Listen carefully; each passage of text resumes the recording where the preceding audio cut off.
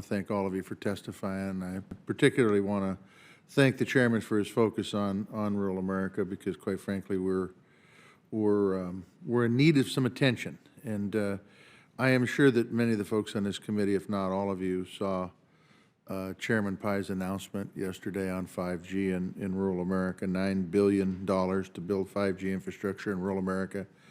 Sounds marvelous. However, I continue to be frustrated in this process. Folks in Montana, rural Montana and rural parts of this country have waited years and years for the mobility fund, phase 2 money to get out the door, and it, as you well know, never happened. In 2019, we waited for most of the year for the FCC to investigate issues around the mapping for the mobility fund. After a year, we learned what we already knew, and that was that the maps were a joke. So another year has gone by with zero progress for wireless infrastructure in rural America. As many of you pointed out, a couple of you certainly directly pointed that we can't wait on this kind of stuff. And another year where Washington bureaucracy and gridlock here in this body is shortchanging rural America. So while and I believe everybody supports Chairman Pai's good intentions to spend $9 billion in rural America, I've got some serious concerns about their ability to execute, because I haven't seen it happen. And that's why I would say to you, and I know Chairman Wicker is not here, but we need an oversight hearing on it. I believe that Chairman Pai is in front of the House as we speak. And I think it's important that we also get that bipartisan mapping bill out. I know this committee has sent it out. It needs to get out of the Senate and move on, because rural America deserves better. And the divide is growing. Let me give you a real-life experience that happened to me a week ago yesterday. Some hay was to be delivered by a trucking company out of South Dakota, as a matter of fact, called me up. We give them 2 numbers.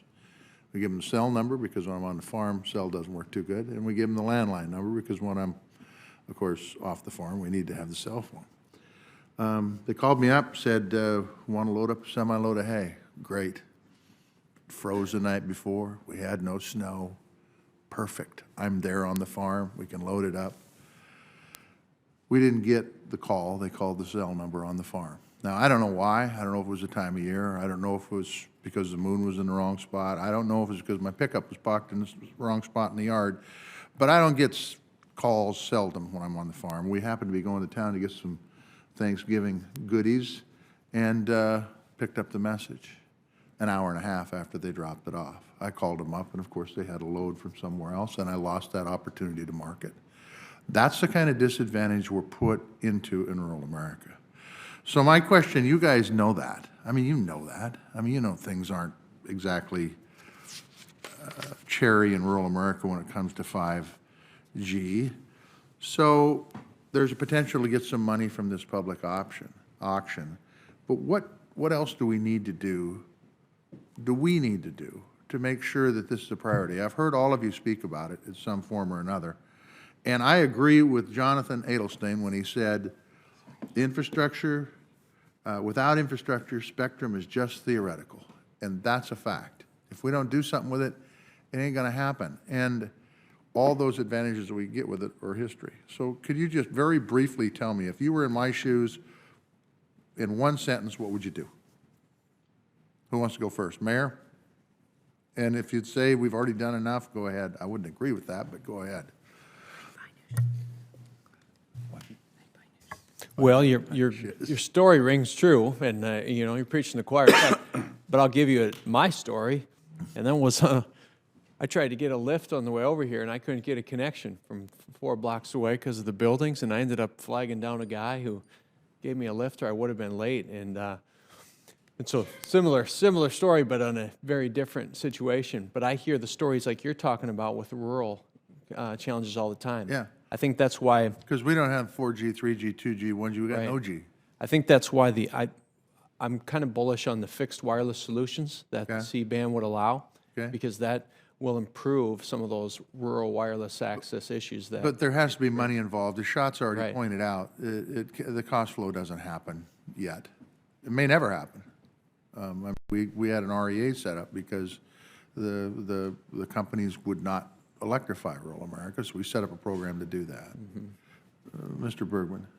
So thank you, Senator. And I was encouraged to see earlier this week one of our member companies turned up their 5G network, and it extends into Montana. So we'll be excited to see that. But to your point, I think there's no doubt that there's a need for support in the most challenging parts of the country. And so one of the things we'd love to talk to you all about is whether you could work to make a portion of the 6 gigahertz band available for licensed services and use a portion of those proceeds to fund the kind of rural dividend that you're talking about.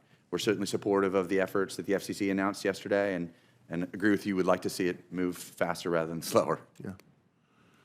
Next, anybody else want to comment on it? Go ahead, Mr. Well, I spent a long time running the successor agency to the REA, the Rural Utility Service, and I think you do need subsidies. I think the market breaks down when it comes to rural America, and because of the interest in the broader economy of having rural America connected, we need to provide adequate resources to make up for that difference, but to do it efficiently. The loan grant combination, there's a great example of what we did in the New Yorker, just ran last night. I'd ask that we put that in the record, an article about what happened in Kentucky to a small town that was dying off, but got broadband grant loan from RUS, and now the community is booming with all kinds of the jobs that Mayor Tenhagen was talking about. So we do need that support. What the FCC is doing, I think, is great with the USF fund.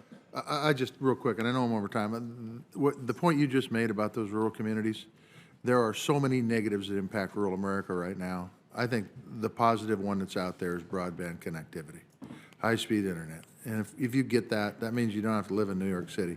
Not that New York City's a bad place, but I sure hell want to live in South Dakota or Montana before I'd want to live in New York City. It gives you that ability to do business anywhere. Thank you. Yeah.